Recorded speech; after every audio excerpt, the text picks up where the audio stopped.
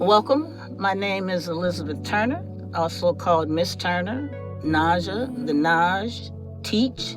All of those words apply. We're going to be discussing shifting the paradigm, right? And what that means, and ascending from Plato's cave. All of that will be explained later. Our focus today, well, first, before we do anything, we have to give respect and homage to the ancestors and the elders. This information comes from the minds of the ancestors because we know that knowledge is cumulative. So I could not have this understanding were it not for their work. So much respect is due to the Marcus Garveys, the people, and the Pan-Africanist movement. All of that information is what's been studied and what this comes from, okay? Shifting the paradigm and what it means to shift the paradigm. I always wanted to know, why do we see some people as beautiful and pretty and some people as ugly, right? And that has been like my obsession. And we all come here with a passion, something that we searching to find. That's what I wanted to know. I wanted to understand.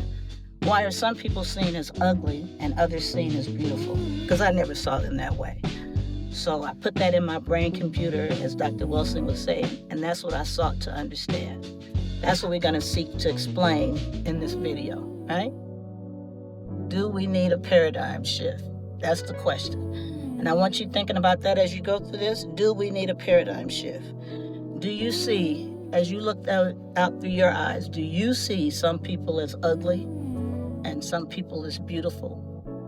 And I'm going to tell you that there's no such thing, and that's what I'm going to prove. I can actually prove that scientifically. We can teach that and explain that. In essence, that's what we're going to attempt to explain today. At the conclusion of this little series, everyone who sees this should understand this.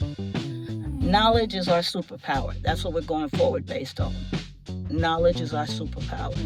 Do we need a paradigm shift? Yes, we do. I'm going to suggest that we do.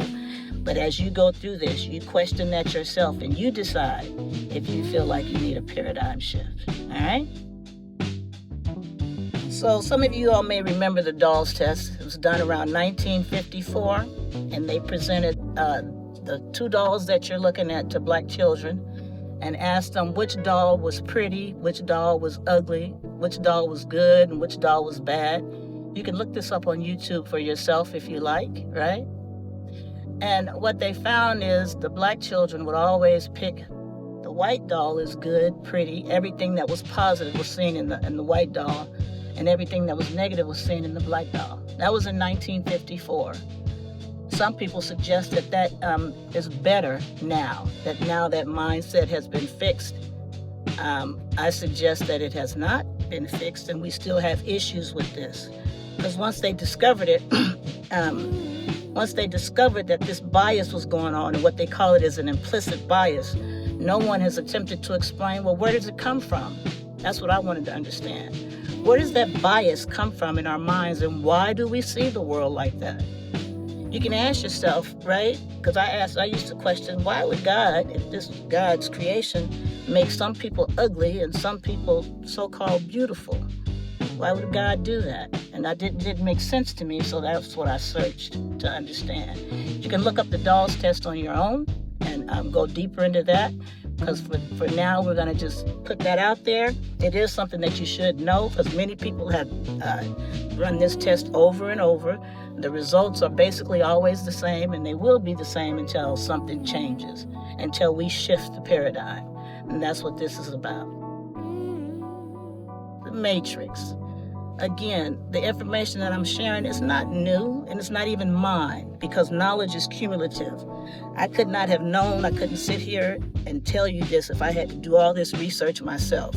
So others have done this research before. People have been attempting to present it to you and I for the longest. In this movie, The Matrix, this one scene where you're offered a red pill or a blue pill, right?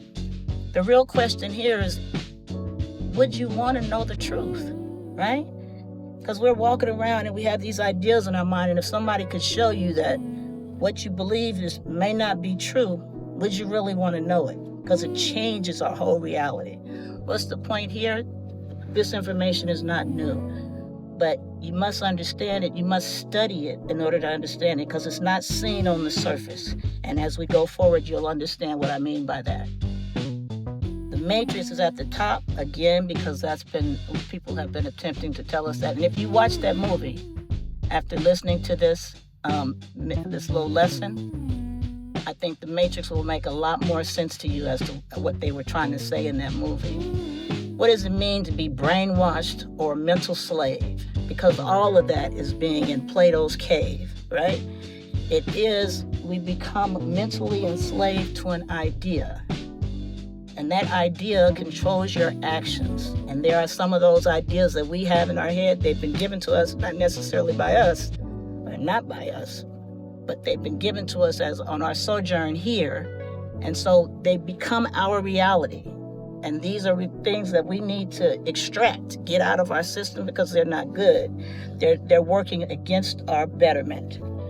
And I'm just going to put them out here. Some of them up there, like good hair. There's no such thing as good hair. If there's good hair, what is bad hair? What is bad hair doing? Smoking cigarettes and going to ditching school? I don't know. There's no such thing. And a dumb nigga, black and ugly, all of these negative terms that have been associated with black people on our sojourn since the repression. Some people call it slavery, right?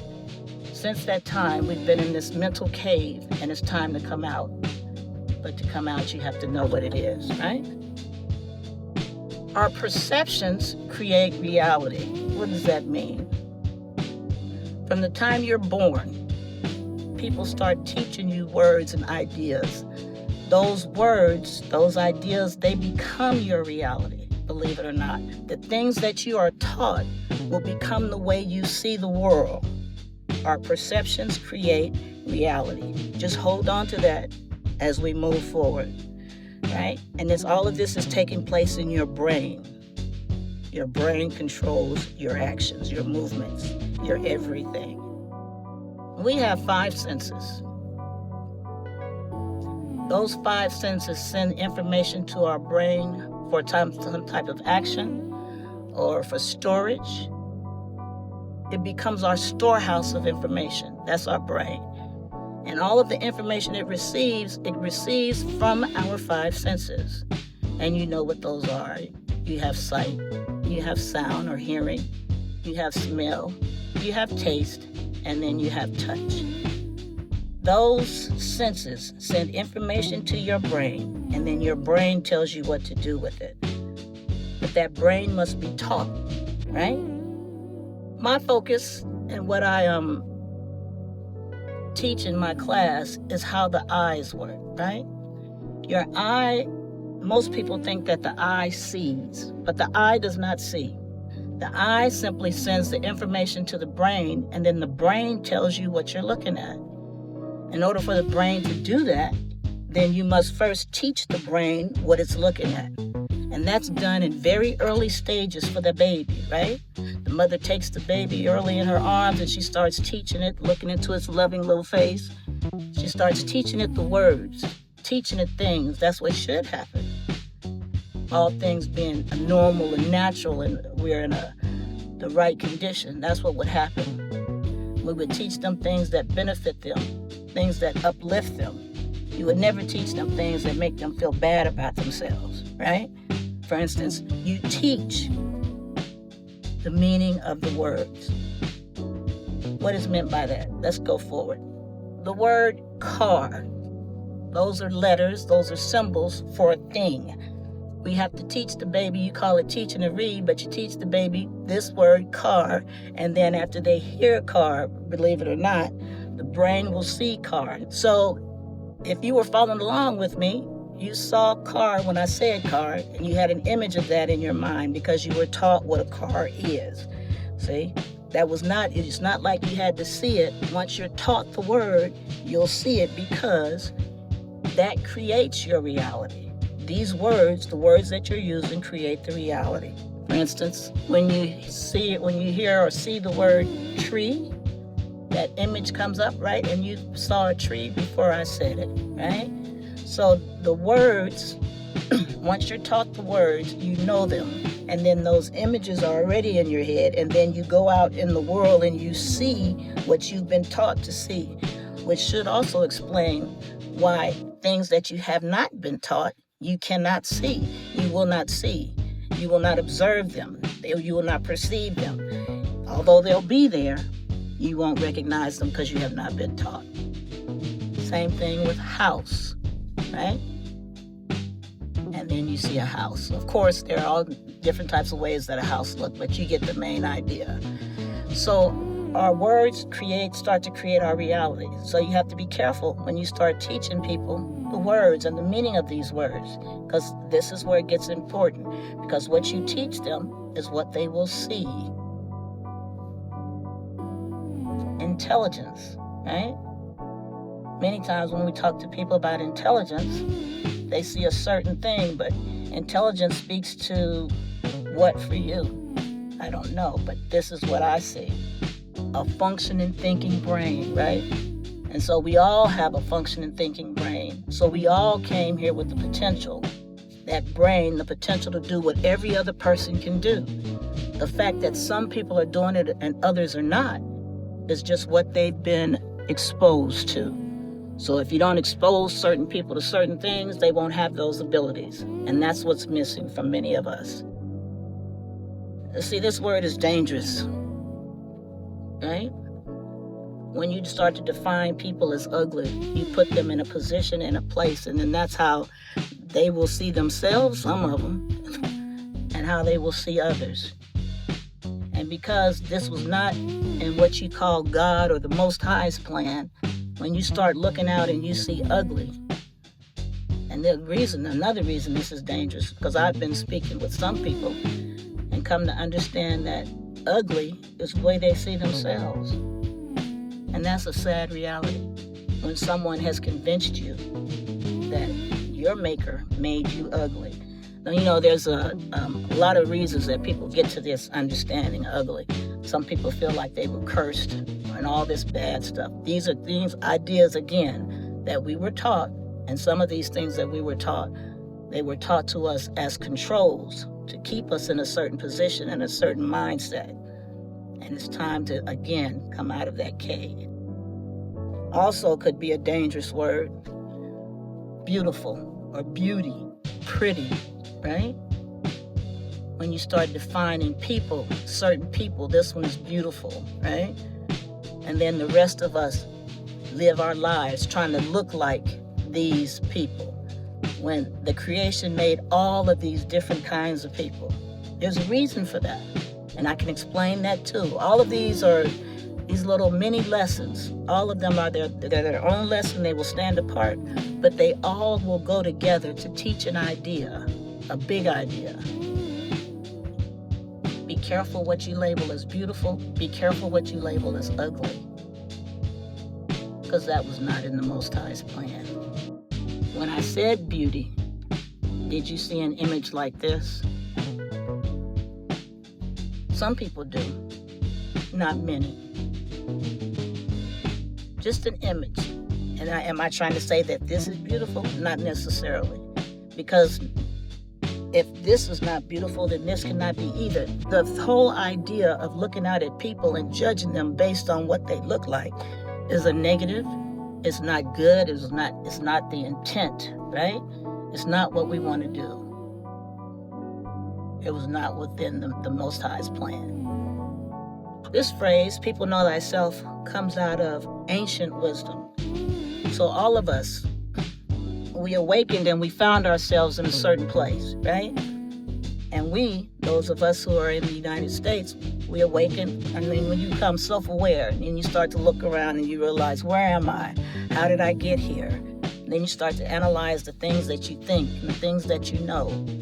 The ancients said that the goal of the human being was to know thyself. And how can you know thyself? Well, that takes study, right? Because believe it or not, the ideas and the thoughts that you have in your mind, are they yours? Or were they given to you? Because of our history here in this country, or actually around the world, these are questions that we have to ask ourselves today for everything that we're doing. Why are we doing this? Why do we do this? and what is its purpose? Because a lot of the things that were given to us and taught to us down through the ages were taught to us as a means of control. And they are controlling our actions today. To go into any of them, for instance, if we talk about beautiful, right? Beautiful people were presented to us as a means of control. Because if you think this one is beautiful, and then if you look out amongst us today, you'll see all of us trying to do everything we can do to try and reach that, what we call beautiful. What we've been taught is beautiful, and it makes sense. It seems like it's the thing to do. But is it right? So as we come out of this sleepness, is what we can call it, or this cave, this understanding, as you come out of that, you have to start to ask yourself and look around at the things that you've been taught and the things that we do. What is its purpose, and is it serving me? And if it is not serving me and making me a better person, making me feel good about myself, where I can hold my head up and walk around proud, and that's all of us, not just those who look this way or that way, but all of us. If it doesn't fulfill you like that, you need to discard it, because it was not meant for you. It was a control. Now, how can you say that? I always introduce this timeline to students and the people whom I talk to, because this is the year 2022. Why? Is the planet 2022 years? Of course not. So, what is it that we're counting, right? And what was year one? And of course, you all know that the story that we've been given is that before the zero was BC times, and after the zero, they said it was AD, right? And they used to say it was before Christ and after death. Well, we know that that's not true now, because information in history has come out to show that people were around and living and doing things, and if Christ was around, he didn't just talk to this group of people, which would have been Europeans, talking about 2022. There were people around before that, and we know Christ would have been involved with them too, right? Of course. So you have to extend this timeline and then look at it. If you look at the timeline, if this is year 2022, I always ask people to think about all the historical significant events that you can place on that timeline. 1492, 1865, your birthday, significant events to you. And all of those would have been in a small period of time, if you look at that, right? But look at all the time and if you think about all the people would have lived from zero to 2022. Think about all the information in history you don't have, that you don't know of, right? All that's missing. So if all of this information is missing from what you know, how can you have an accurate picture as to what has happened in the past? You don't. We have bits and pieces. And from those bits and pieces, we put together a story. And the question is that story true and accurate? Or is it just bits and pieces of the story? Knowledge is our superpower. As we go forward, we're going to seek to understand all of this. And we're going to make it plain. I hope that you've got something out of this, and I hope it helps you. And we're going to close for now.